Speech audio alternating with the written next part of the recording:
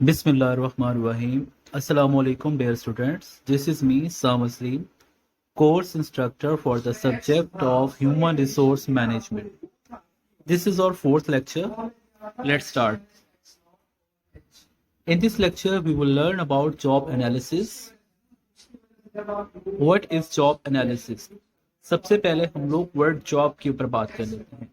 Job क्या होती है? Job is the sign work within organisation. जब आप किसी भी ऑर्गेनाइजेशन में एज अ एम्प्लॉय काम करते हैं तो जो आपको टास्क असाइन किया जाता है वो बेसिकली आपकी जॉब होती है. तो अब आपका मैनेजर जॉब एनालिसिस क्यों करता है और जॉब एनालिसिस को करने का फायदा क्या होता है वो हम लोग देख लेते हैं. The procedure for determining the duties and skill requirements of a job and the kind of person who should be hired for it.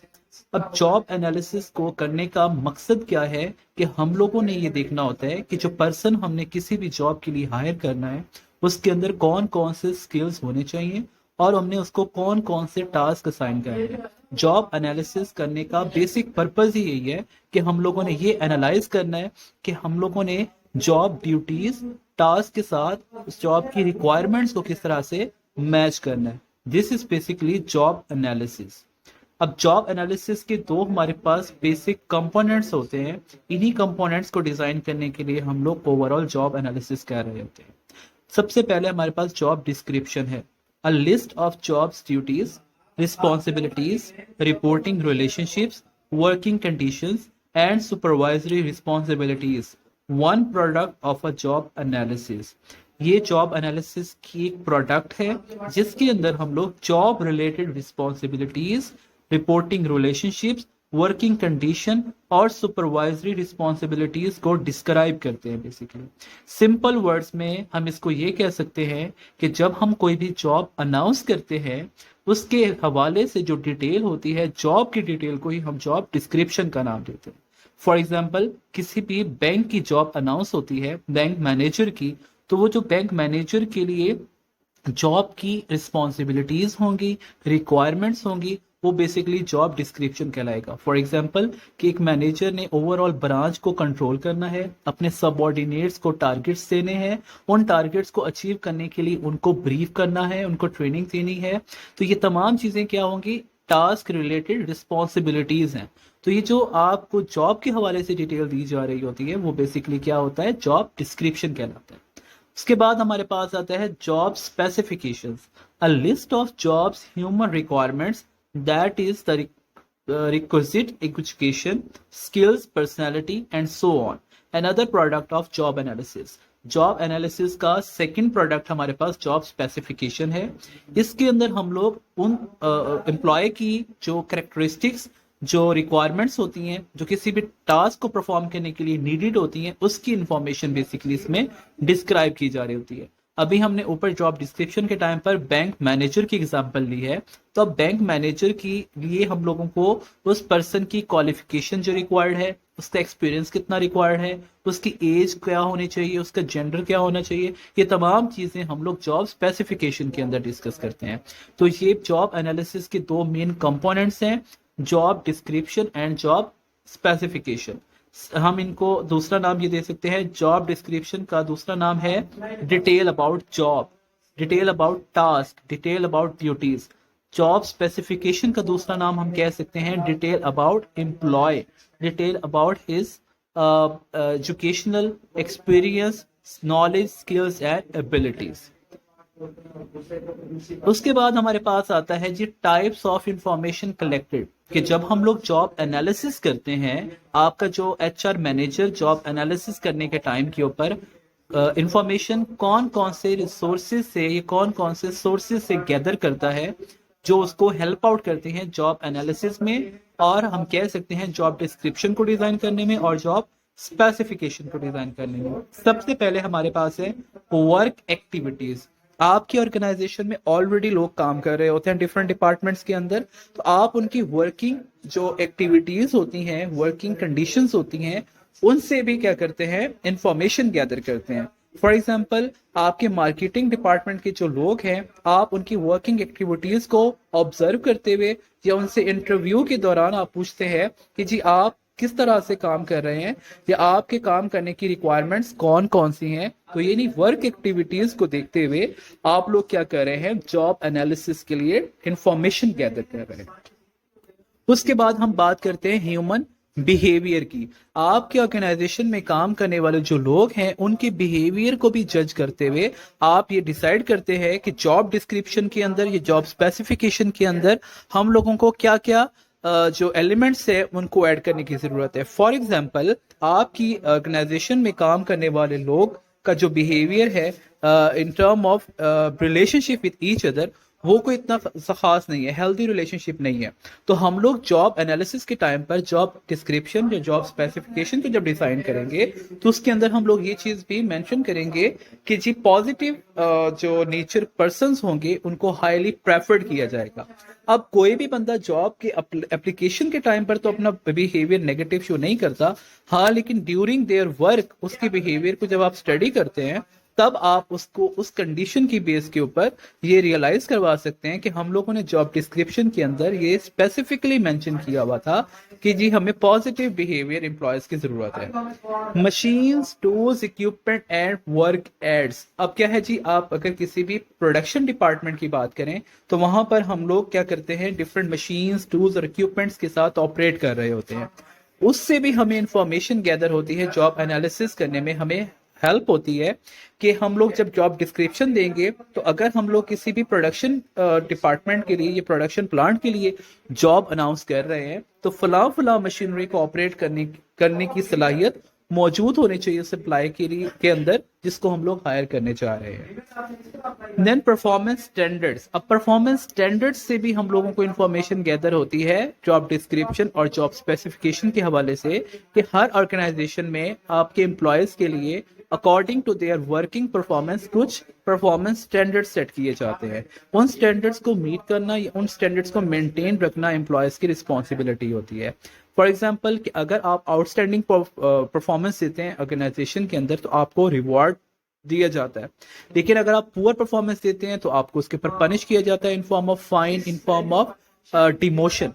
तो क्या है, परफॉर्मेंस स्टैंडर्ड्स भी आप जब सेट कर लेते हैं अपने ऑर्गेनाइजेशन के तो आपको जॉब एनालिसिस करने में वो हेल्प आउट करती है।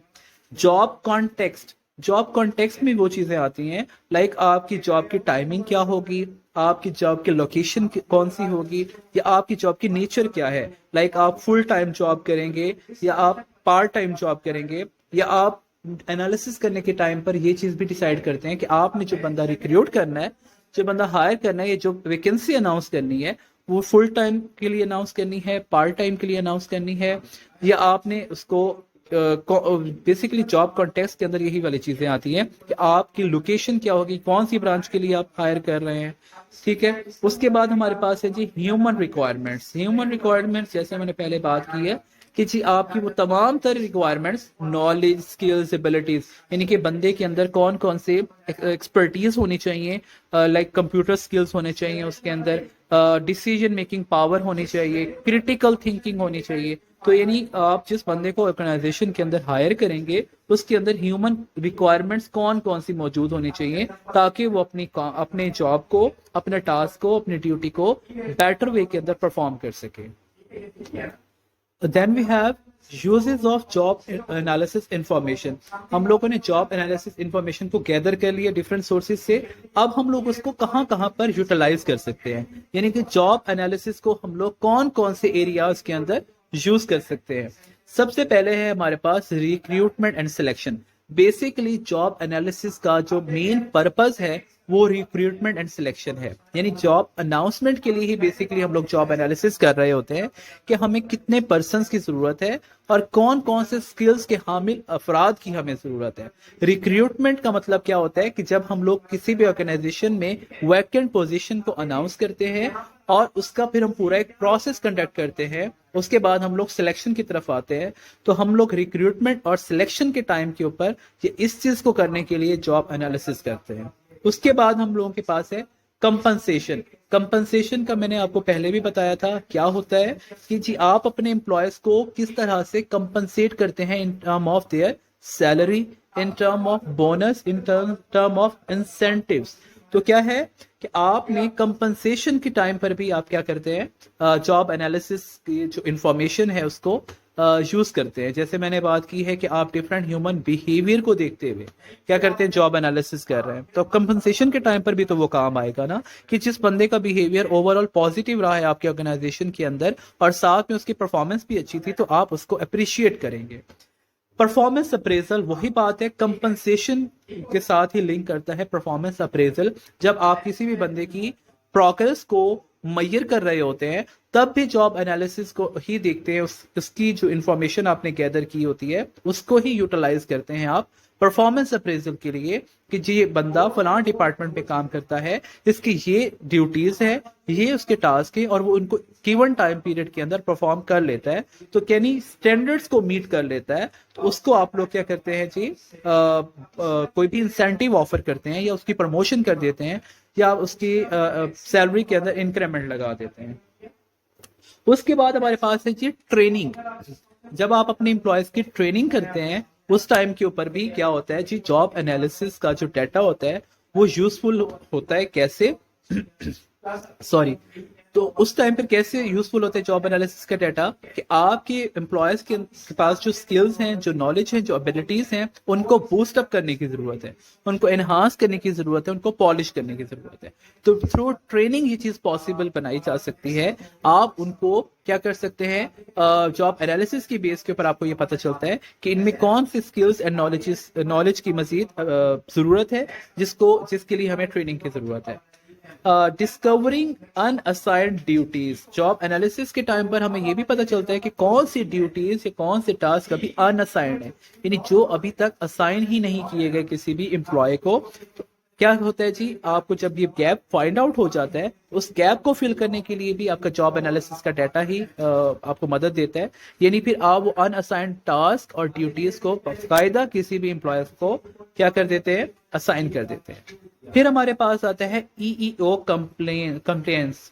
अब ईईओ क्या है, इक्वल एम्प्लॉयमेंट अपॉर्चुनिटी। ये एक टर्म यूज की जाती है ह्यूमन रिसोर्स के अंदर, कि आपके जो सोसाइटी में रहने वाले लोग हैं उन सब के पास ये राइट मौजूद है कि अगर वो क्वालिफाइड पर्सन हैं तो उनको एम्प्लॉयमेंट ऑफर की जाए, एम्प्लॉयमेंट अपॉर्चुनिटी उनको प्रोवाइड की जाए।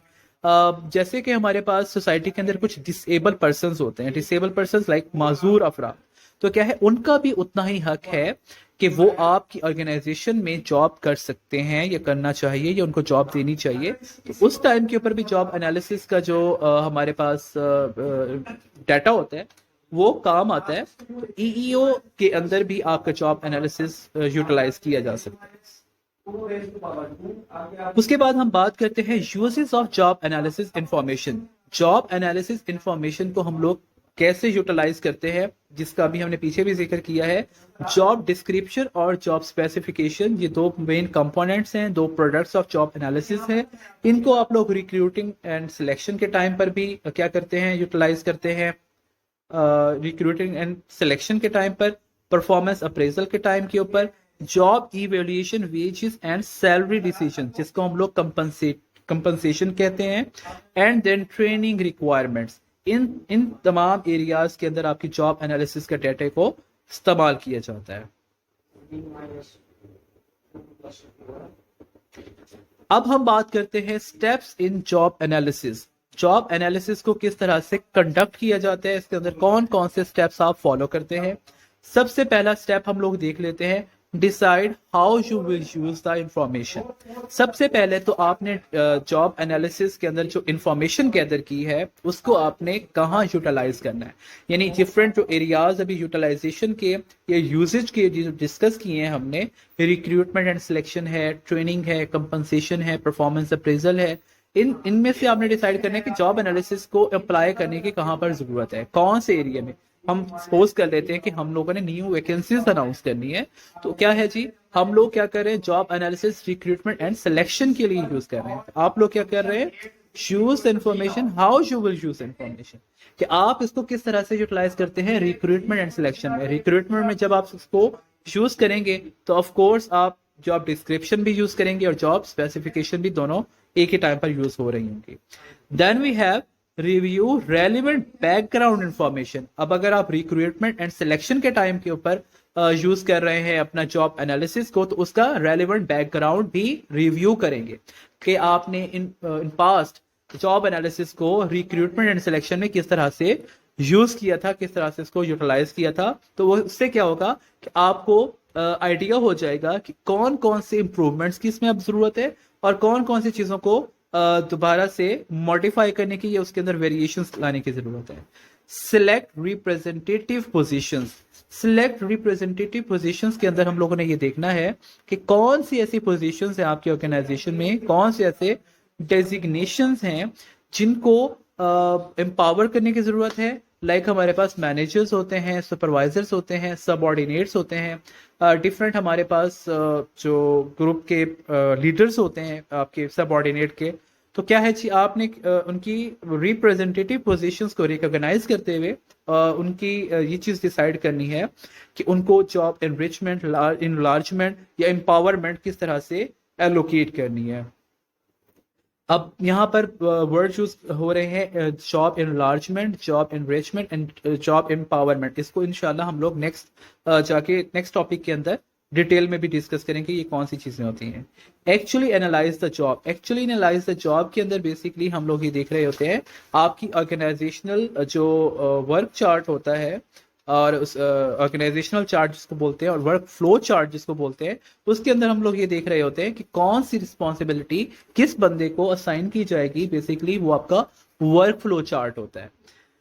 लाइक फॉर एग्जांपल आपका एक अकाउंटिंग डिपार्टमेंट का बंदा है, आप उसको मैन्युफैक्चरिंग का काम तो नहीं दे सकते ना। अकाउंटिंग डिपार्टमेंट के बंदे को आप अकाउंटिंग से रिलेटेड काम ही असाइन करेंगे और मैन्युफैक्चरिंग डिपार्टमेंट के बंदे को आप अकाउंटिंग का काम नहीं सौंप सकते। तो क्या है जी, रेलेवेंट फील्ड के बंदे को आप रेलेवेंट टास्क असाइन करते हैं। Verify the job analysis information. जो आपने job information, job analysis information gather की है, उसको आपने वेरीफाई करना है कि वो एक्यूरेट इंफॉर्मेशन है या उसके अंदर कुछ एम्बिग्यूटीज पाई जाती हैं। लाइक कहीं पर आप लैक करते हैं, कोई इंफॉर्मेशन मिसिंग है, information regarding employees skills and abilities and knowledge, information regarding tasks, duties and responsibilities, information regarding different goals and objectives set by the organization. Develop a job description and job specification, जिसका हम लोग बार बार जिक्र कर रहे हैं कि आपने फिर क्या करना है, इन तमाम स्टेप्स को करने के बाद जॉब डिस्क्रिप्शन और जॉब स्पेसिफिकेशन को क्या करना है, डिजाइन करना है।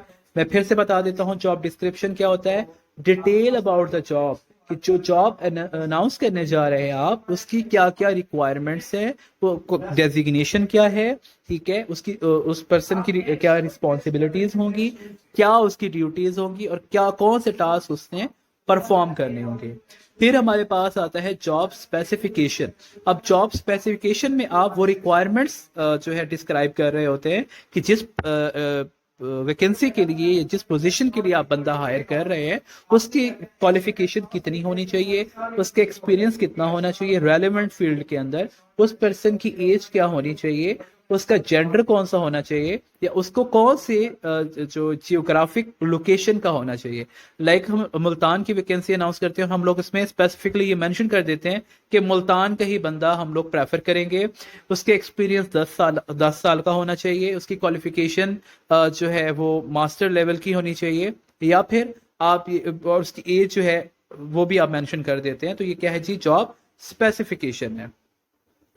उसके बाद हमारे पास है जी कलेक्टिंग जॉब एनालिसिस इंफॉर्मेशन, यानी आप जो जॉब एनालिसिस की इंफॉर्मेशन कलेक्ट करते हैं उसके कौन कौन से सोर्सेज हमारे पास मौजूद हैं। उन सोर्सेज को यूज करते हुए आप क्या कर सकते हैं, उस इंफॉर्मेशन को गैदर कर सकते हैं। सबसे पहला है जी इंटरव्यू। इंटरव्यू किसका करेंगे, आपके ऑर्गेनाइजेशन में ऑलरेडी जो पर्सन्स काम कर रहे होंगे, आप उन्हीं से ही इंटरव्यू कंडक्ट करेंगे कि while working in this organisation कौन कौन से एक्सपीरियंसेस आप कर रहे हैं। सबसे पहला क्वेश्चन आप किसी भी पर्सन से ये कर सकते हैं कि आप इस ऑर्गेनाइजेशन में कौन सी जॉब परफॉर्म कर रहे हैं। अगर तो वो मैनेजर है तो आपको मैनेजर से रिलेटेड जितनी भी उसकी रिस्पॉन्सिबिलिटीज होगी वो तमाम तर बता देगा, और उसके साथ साथ जो वो इम्प्रूवमेंट्स चाह रहा है उस जॉब के हवाले से वो भी आपको बताएगा। तो इंटरव्यू करने से आपको क्या क्या चीजें गैदर होंगी, ये भी इंशाल्लाह नेक्स्ट टॉपिक्स के अंदर जाके हम इन तमाम मेथड्स को इन डिटेल डिस्कस करेंगे कि उसके बाद हमारे पास आता है जी क्वेश्चनर्स। आप लोग किसी से डायरेक्ट इंटरेक्ट नहीं करते वाया इंटरव्यू, आप क्वेश्चनर भी फिल करवा सकते हैं, like questionnaire in form of hard copy, questionnaire in form of soft copy.